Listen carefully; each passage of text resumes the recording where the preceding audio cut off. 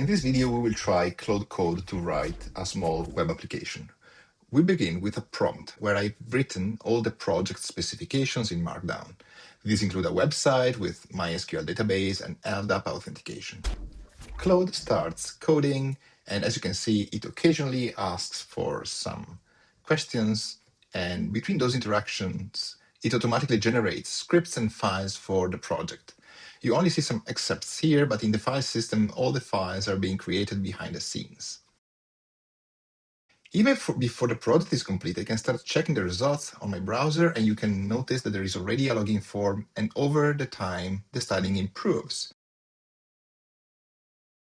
When I finally receive the code, I encounter an error, so I return to Claude and paste the error and ask to fix the issue. Now the application works, but I spot a minor cosmetic problem as some buttons turn white. I can simply ask Claude to fix that as well. In the end, the entire process took 15 minutes, including writing the initial prompt, and I tested the application, and it's as good as I wanted.